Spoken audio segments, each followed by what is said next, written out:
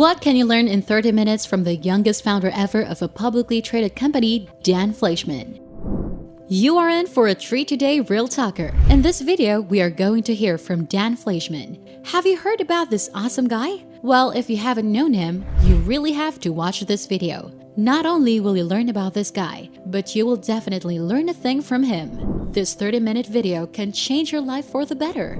Obviously, from the title itself, Dan Fleyshan is the youngest founder ever of a publicly traded company at the age of 19. Imagine he made such a great achievement at a very young age. He even co-founded the 100 Million Mastermind Experience and has spoken at over 200 events. Dan Fleyshan is a well-known businessman, a social activist, a poker player, a social media personality, a YouTuber, a public speaker, and a media face from the United States. Looks like he almost had it all right. If you think that's it, well, you are wrong. He also has set up numbers of businesses as of 2021. Are you familiar with Who's Your Daddy energy drink? Well, he is the founder and owner of the said drink. What would you pay for 30 minutes of one-on-one conversation with Dan Fleyshan? Luckily for you, Real Talker, we've curated some of the most inspirational tips, advice, and speeches that Dan Fleyshan has shared. Remember that while listening to their knowledge is the first step, the second and possibly more important step is taking action, even if it's imperfect action. Let's listen in. I was the youngest founder of a publicly traded company in history. I really want to talk to you about personal branding, why it's so crucial for you to be memorable, and all the simple and realistic ways to build your personal brand online and in person. So people want to work with you and buy from you because they trust and they respect you. At the age of 17, I trademarked the catchphrase, "Who's your daddy?" for over 300 different products. By the age of 19, I licensed the brand out in Europe for $9.5 million. And over the years, I've sold the clothing and the energy drinks into 55,000 retail stores throughout America. After that, I launched an online poker site with fascinating characters like Dan Bilzerian and DJ Steve Aoki. Since then, I've angel invested into 29 startups ranging from travel sites and apparel companies to Dollar Beard Club, who's had over 70,000 monthly members, and U-Wheels, a hoverboard company, which we did 5.4 million in sales in just 5 months using social media, without ever spending $1 on traditional marketing. Now, one thing that I've been doing, and I want to ask you for your advice on this, is like, for example, I'll target a Grant Cardone. Yep. But on when you select the people that you want to target, I select like the millennial age group, I select men, and then I select the cities, the top cities where I have offices, where I think I'm gonna get the best results. Or I just check the metrics and I just kind of pick whatever's not the top. Yep. And then what I've gotten are responses from people that bought Driven tickets and paid CEO tickets that are like $5,000, or bought coachings that are like $15,000. They tell me, hey, you know what? I found out about you because of Grant. However, I started liking you better because I related more with you because you're younger and you're a Latino. Sure. And then they start spreading the word, and it's just magical how it just starts spreading. So I've been spending money on ads and targeting people like that. So those people, now you have to figure out how to make them take their word of mouth and social marketing for you. So coming up with content for Driven, for example, is they have to post about Driven, and in exchange, you're going to give out VIP tickets, or you're going to give out cash, or you're going to give out special backstage access. Like, do things like that. Getting those people that have already shown you that they care about you. Now, having them post on Instagram stories, having them post on Instagram, Facebook, Twitter, LinkedIn, YouTube. You don't care what platform they do it on. You want them talking about you as a personal brand and Driven as a conference. And because of those things, both of them tie in together. Whether you get more tickets or revenue for Driven, those people now know about you because you're on the face of the flyer. Whether they come to you and they get into your world, you can now promote Driven to them, right? Yeah. So you just want those people talking about you. Yeah. What is that one thing? If you could just teach someone one thing about selling, what would that be? So it's actually just one word. It's relentless. If you are relentless, you win. Meaning, if you're willing to be relentless and work more hours than everybody, it's just a math game. You've talked about it many, many times. If you do 60 calls and Jordan does 100 calls, who's going to win? When you times that by 5 days a week, I did 300, you did 500. Then it's 1,200 versus 2,000. Then it's 24,000 versus 50,000, right. Whatever, right? The numbers just get so crazy just because you were more relentless than me. 2, not being scared of people saying no. The biggest fear everybody has is rejection. So relentless hard work, relentless of not being turned off by no, right? Correct. Everybody talks about the more no's you get to a yes, the more no's you hear you get to a yes. It's just math. If you are relentless and you call and you email and you text and you call or you go door to door, whatever the sales, if you are relentless, you win. Perfect. That's the only thing I've done. There's nothing special about it. I just work harder morning, noon, and night I can start so many companies because I am relentless. You are relentless, by the way, with starting companies. Let me ask you this. Okay, let's talk about how a person who, by their nature, they're not relentless. They've almost programmed themselves to be not relentless. How does someone change? Because I agree with you 1,000%. That there's no replacement for hard work and perseverance, right? And also relentless with follow-up. Relentless with asking for referrals. Relentless with educating yourself to be a better closer. Almost, relentless is almost a buzzword for success in anything, right? When it comes to saying, what are the ways that a person you think can become more relentless? It's removing the fear factor. The fear is that someone's going to say no, or they're going to laugh at you, or be mad at you that you're called the third time. What people don't realize is that person, they don't exist anymore once you stop calling, right? So if I call Becky, and I called her again and again, and finally the third time she answered, and she's mad at me, and I don't call her anymore, Becky doesn't know who I am. Right. She doesn't know Dan in Wichita, Kansas. I'm just calling on the phone or emailing or texting. Becky can't hurt you. So when you call Becky, and you call Jordan, and you're calling Dan, you're calling all these people, they can't hurt you. They're laughing at you, they don't exist. Once the phone hangs up or the email goes, it goes away. So those managing fear, realizing it's not personal. It's just not that big a deal. What about the idea that, so like sales and marketing, and you're an expert in marketing, right? That's really your strongest area, I think. They're two sides of the same coin, because marketing, which is what brings in the leads, right? So when someone is going through the process of like identifying, which leads are right for them, which are wrong, they're going through a pipeline, right?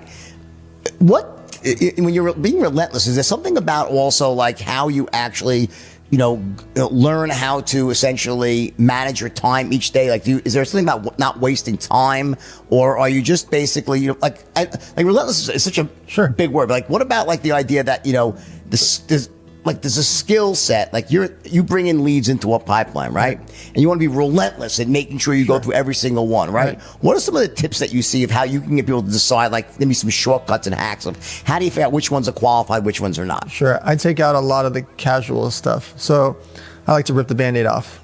So the saying is, a closed mouth doesn't get fed. So when I'm making a sales call, whether I'm pitching sports cards, acai bowls, masterminds, pitching, selling t-shirts, whatever I'm pitching, I'm very clear in advance what I want. If I say nothing, just like in a relationship, people are going to fester, they're going to get mad at you and frustrated. If I say, I want food, or I want to go somewhere, or I want to do this, it's blunt. The same thing happens in sales. If I want to buy this table from Jordan, I'm like, hey, I like this airplane wing table. I will say, Jordan, I love this table. I will give you $12,000. You're like, no, buddy, it's 20 grand. Okay. Then we start a negotiation, right? We start a negotiation. But if I just sit here and I'm like, ooh, I like this table, Jordan. Man, this table feels good. Where'd you get it, Jordan? I don't go through all the casualty stuff. You're relentless about getting to the frickin' point. Yes. That's how you save time. And then if you say no, hey, Dan, my great uncle gave me this table. It's not for sale. I don't do the dancing around, the casual story and ask you. I don't need it. The phone call's done. I don't need to ask Jordan anything anymore. I hang up the phone. I save time and it compounds. If I can save 30 seconds of, okay, it was great talking to you guys, and maybe tag them in the future. No, they're not going to be in the future, right? Once it's over, it's over. And so you're never going to sell me the table, and whoever's on the phone is never going to buy. That's it. It's over. And I remove a lot of that 40 seconds here and 2 minutes there of the nonsense. Here's the secret about being a millionaire. You are going to get bombarded by your friends, family, followers, and strangers all the time. And it's going to get easier and easier and easier for them to get a hold of you, to ask you for favors. They're going to ask you for your time, for your money, for your resources. You have to mentally be prepared for that. And you have to put yourself in a position to protect against your time, your money, and your resources, unless it's valuable or you know that they're going to follow through. If you know your nephew's going to follow through, it's okay to loan them $500 or set them up with a job or help them with something. That's okay. But if they're the person that's not going to do the business plan, it's way better for everybody in the relationship to say no at the beginning. All right, so this one's weird for me every time because of my age. Literally nothing existed a decade ago. Everything in our phones we take for granted. And this list is actually should be the size of this whole entire wall because there's hundreds and hundreds and hundreds more companies that nobody existed. No, nothing. We take it completely for granted. We think it's just normal for Amazon to ship to us 4 minutes after the order. Cars show up, strangers pick us up, and that's normal. Imagine if you told your grandma that a stranger was going to pick you guys up. And then you're going to go somewhere and you're going to use TaskRabbit and somebody's going to come inside and fix your desk. And you're going to order Postmates and another stranger is going to show up. And then you're going to go to an Airbnb and stay in a stranger's house. I promise you, you and your grandma are not leaving the house ever again. So what's important about this is we haven't even scratched the surface. All of these people, all the top executives here, all their investors, all the people in Silicon Valley that became bazillionaires over all these companies, they mostly invest in similar sized companies. So the compounding effect is going to get really crazy in 2020, 2021, 2022, because when these were built, we weren't that fancy yet. We all think our stuff is cool and fast. Internet is not fast yet. The fact that we still have to type in our info to check out on stuff, it's crazy. The fact that we still go to banks from 9 a.m. to 6 p.m. only on weekdays to do a wire transfer that takes 24 hours, are you crazy? We have not scratched the surface of the basic things that we can already do. The banking system is ridiculous. The fact that I send money on a Friday at 3 p.m. won't get there till Monday, are you crazy? It's instant. It's purposefully done that way. They purposefully make so much money on the interest because if billions of dollars take an extra 3 days and you make even 0.1% on billions, it's a lot of money. But the mere fact that we think that banks are going to stay that way at some point, when somebody, one of those guys that's really, really rich says, you know what, okay, if Square or Cash App or Stripe comes out and okay, PayPal, these guys come together and make the actual bank that should be out there, that's 24 hours a day, 7 days a week. Banks are open when we're at work. This will change. And it will change really, really, really fast because everything we see will get compounded because now all the money in the world is really trying to disperse. What I mean by that is, I don't know if you notice whenever you're on TechCrunch or the news, you see all these VC funds raise their 4th fund and their 5th fund and their 6th fund, and it's 1 billion and 2 billion. Now they raise 8 billion 4 months after they just raised 4 billion. You know why? You know, Lime and Bird and those stupid scooters are getting these 1 or 2 billion valuations when they can never make money? Let me give you a quick breakdown. Let's go down the rabbit hole real quick. These scooters, it's 25 cents a mile. They only go 24 miles. Do some math with me. 24 miles at 25 cents is $6. At max, this $1,000 scooter can make $6 a day. If somebody rides it to the end till perfection, rides it and puts it down and maxes out, it can only make $6. Hold on. Every night, humans come by in pickup trucks to pick up those scooters to recharge them. They get paid $5 a day. Can anybody do math with me real quick? $6 max. They have to pay $5 every night for people to pick those up. So their max is $1 a day. $1 a day, if everything was perfect, is $365 in a year. You have to pay taxes, so you can't make all $1. Do you know how much repairs are on a $1,000 scooter? A lot. Do you know how many of those are stolen or thrown in dumpsters or thrown in the street? A lot. Do you know how much they have to pay staff and all their fancy executives? A lot. Why did I go down that rabbit hole? Because those companies just started a few years ago are getting a 200 million valuation, a 1 billion, a 2 billion, and oh my God, they're amazing. They will never make money. The reason for this is the VCs are gambling on the fact that the next person is going to pay a higher valuation. The guys that put in at 200 million on month 5, who's actually insane, they're rich. They did it. They're right. They're right on the fact that that company will get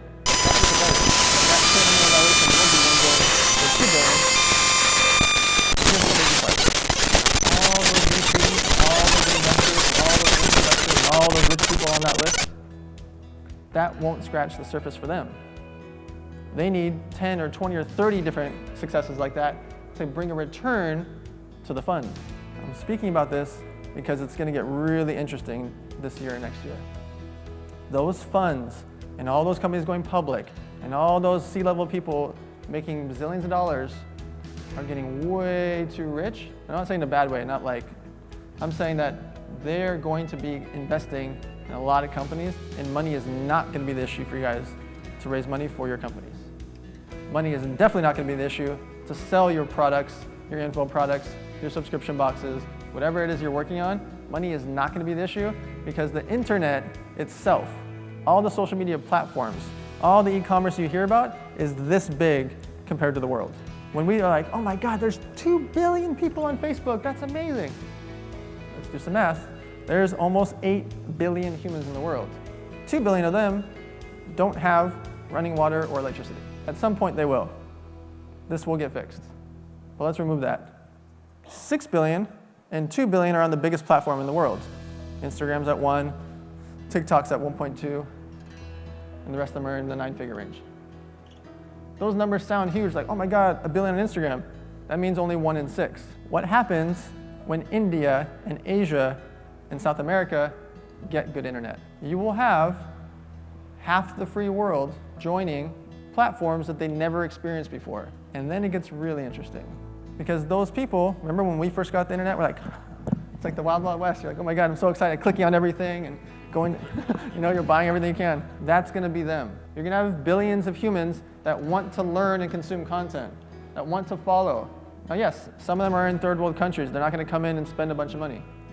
But they will be consuming content, engaging in content, because anybody that can't afford to spend has a lot of time on their hands to consume content and be interactive. But then you have the middle class and upper class that are spending a ton of money. They are gonna buy info. They are gonna buy they are gonna buy CBD, pink sweaters, fitness products, etc. You have to be physically prepared for that.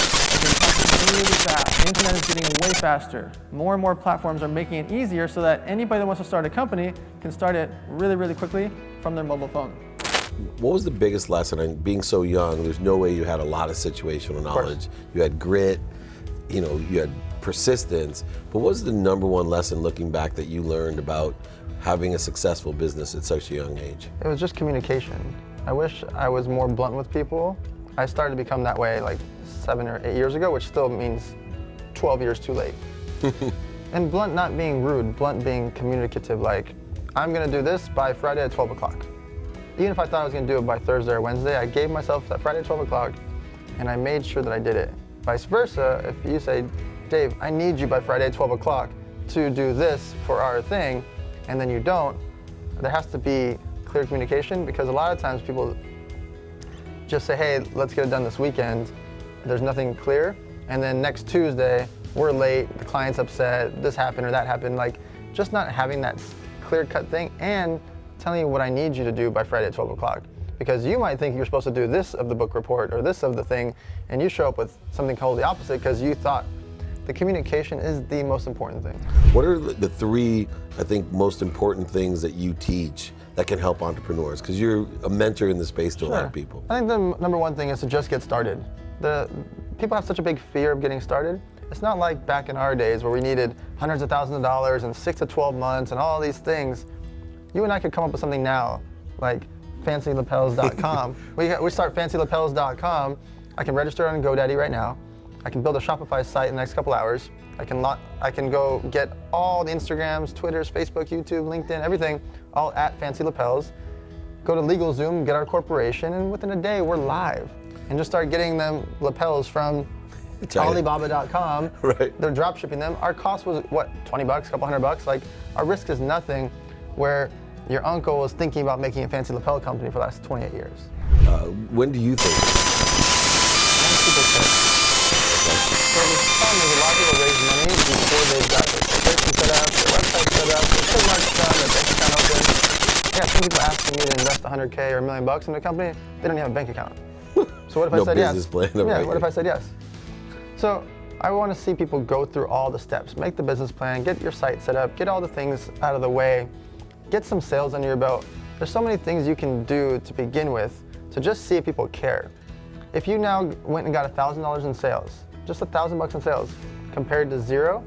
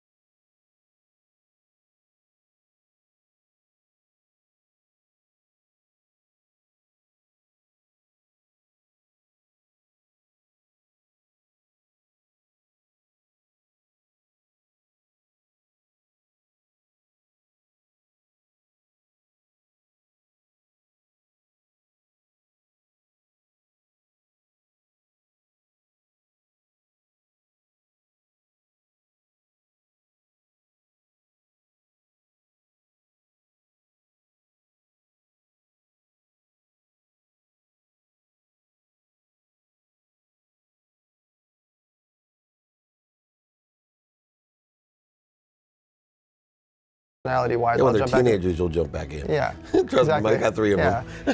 They don't even know where I am right now. But I really want to be obsessed for that first half a decade. Like I want to be obsessed. Yeah. I want to be that dad that's like, Like you were with your business. Yeah. And you'll be a great dad for that. So I'm working my butt off right now, extra. I'm investing in multiple companies. Because I'm setting up for that time. I'm not going to disappear, but I'm going to make everybody come to me on that first step. And your newlywed wife is aligned with that because you communicated it to her, or she's? If I travel for more than 2 days, she comes with me. Yep, that's what I do. And I talk to her and text with her and call her all day long. It's just in between everything. And anytime she needs anything ever, I'll literally drop Bill Gates and Elon Musk. I couldn't care less. Like if she wants something, I'll walk out on them. And people respect that. Talk about how you're transitioning. So first off, who's your daddy? Such a random name, I don't know. Did Everybody you just come liked up with it. that?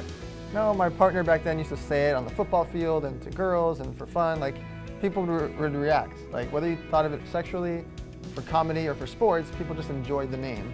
And so I decided to trademark it because nobody owned the trademark.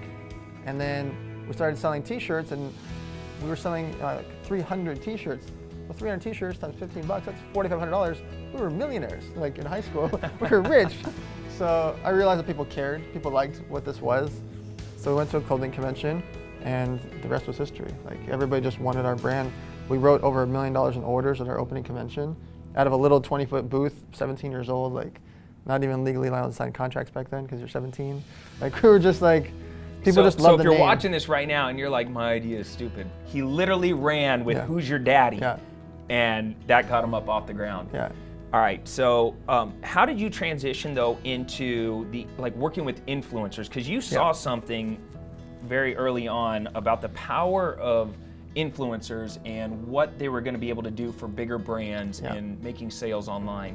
So what I care about is eyeballs and attention, and social media influencers and what's called generic accounts. So a generic account is like @fitness or @female, which is just a generic name that if somebody's following @beauty or @fitness, you know what they like, right? You know what category. Well, I figured if there's a beauty influencer or a fitness influencer, you knew their followers like beauty or fitness. And so the eyeballs were so inexpensive. Buying a TV ad or a radio ad or a magazine ad or a billboard, these are $20, $30, $40. Social media is like $1 to $2. A little bit of a difference. If it was like 50% difference, we'd all love it. If it was 100% difference, we'd all go crazy. We're talking about like 1,000%, 2,000% difference. It's insanity. Yeah. And you can see it today. Like if I want to sell that t-shirt or those sunglasses or that watch, I could post about it right this second and have a screenshot with views, impressions, likes, traffic, comments. I know everything. You get I can give you a report feedback. tomorrow. Yeah. Tomorrow. Where with TV, radio, billboard, etc., I gotta wait 30 to 90 days just to get it in. And then to get a report back, I need to wait another 30, 60 days. It's like, not to say not to do those things, it's just social media also. And so I realized at the beginning, if I can buy millions and millions of impressions for thousands of dollars, not hundreds of thousands, for thousands of dollars, I'm gonna do this at scale. But I hear so much about Clubhouse anymore. What is it? I really don't know anything about it. What's fascinating about Clubhouse is it's the audio-based version, and it's like an interactive podcast, right? The difference is, on a podcast, you listen to someone that you look up to for about 30 to 45 minutes, and then you turn it off, right? You work out with it, you listen to it. But on Clubhouse, imagine if you could interact with the guest or the host or their friends. That's what Clubhouse is like, is that you actually get to listen to them talking with each other. Maybe there's 2 of them, maybe there's 30 of them, and then you can raise your hand, go up on stage, and talk with them as well. Now, who is this platform good for? So what's interesting is it's mostly, I'd say, entrepreneurs, people that are podcast listeners are kind of the ideal person for it. However, all cultures, all age groups, all business levels. You've got zillionaires, you've got startup entrepreneurs, you have people just interested in the art space or the NFT space or the sports card space or social activism. Oh, no wonder I'm overwhelmed by Clubhouse. Okay, maybe I'll think about that one. LinkedIn, who do you recommend is on LinkedIn? So if you are over 18 years old and you have a job, want a job, have a career, want a career, are an investor, you have to be on LinkedIn. Wow. It's like, you Everyone. have to. It's your business card, right? Do you engage with people on LinkedIn? Yeah, you should. Okay. So,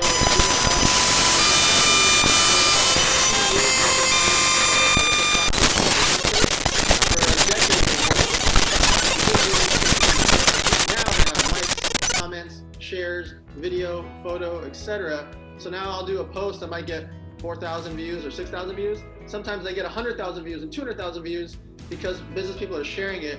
But what's more important is getting 10,000 views on LinkedIn. I would rather have that than 100,000 on Instagram because these 10,000 people have a job, want a job, have a career, own a company, are an investor. So it's showing exactly to an audience that I care about for my business rather than the masses. This is showing I haven't been on LinkedIn in a couple of years because I didn't even know that was an option. Yeah, I deserve that finger wag there. Twitter, I am on Twitter, but do I need to be? So Twitter's kind of like shouting down a hallway and then hoping someone responds. And so Twitter's more fun to like interact, and you can tweet at people that you want to or at businesses. It's really great for customer service. If you have a company, people can tweet at you and you can respond. But overall, Twitter is one of the hardest platforms to grow on, simply because even when you do something funny or smart and creative, it can get zillions of views. Doesn't necessarily translate to followers. TikTok, obviously we've heard so much about this during the pandemic. My mom is a realtor and she was asking about TikTok, should she be on it? And I said, I don't know if that's the platform you need. Is it more for young kids? So what's interesting about every platform is they're free, and free, right? Yeah. All the main platforms are free. And so let's say your mom makes a real estate video and she makes it in front of it. It doesn't have to be funny. She doesn't have to be dancing around. She shows, there's videos about real estate that are getting tens of millions of views. Oh, wow. I mean, like fascinating stuff. And all it is it shows like bought house for 400,000, did 30,000 improvements, sold for 520,000, made 90,000. You know, like they do like a simple thing like that. Yeah. 18 million views, right? You Wow. might make 20 or 30 videos like that to have that one situation happen. But what is the real risk of doing it, right? There's no real risk. You're not doing anything controversial. You don't have to be overly silly. You can still be business-like. However, what if you do get 18 million views of your real estate video? It was created by AngelList, the huge multi-billion-dollar company. AngelList has changed so many startups' lives and so many entrepreneurs' lives because they are the place for syndicates and funds to easily create the process. So AngelList handles my entire backend. So elevatorrollingfund.com, boom, it gets forwarded to AngelList. Got it. They do all my paperwork. They wire Compliance, everything. everything. They do every filing. They do all the wiring. They do all the accounting. They do everything. my job as a solo entrepreneur, and you're going to see more of these rolling funds. There's some great people that are creating rolling funds, like Pomp. He has a huge crypto fund. Pomp created a rolling fund and already getting millions and millions of dollars per quarter committed. It's only been a month. And people are really excited because a solo entrepreneur like myself that has a social media agency and has access to deal flow, I can now invest on behalf of people instead of myself. I've done 36 angel investments myself. Now people can be involved in it with me, and that changes everything for people. Wasn't that amazing? What did you think of? Will you be relentless without overworking yourself after watching this video? Have you recognized the difference between famous and having influence? Are you going to use what you have learned now in using your platform considerably? Were you able to know the marketing secrets to combat algorithms? Well, we don't want you to miss out on these amazing takeaways from Dan Fleyshan. Were you inspired by him? Do you plan to surpass all his achievements? Who knows? You can be the next youngest founder of a company. We are rooting for you. Success is in your hands, Real Talker. Leave a comment below and let us know which tip you are going to implement right now, starting today. That's it for this video, Real Talker. Remember to subscribe to our channel. And if you feel like we've delivered value, please share this video with one person. That's right, just one person, as a token of your appreciation for the hard work we put into making content that educates and helps you on your mission of building your own fortune. Remember, you can watch video after video, but it isn't until you actually take action that you'll start to see results. See you soon!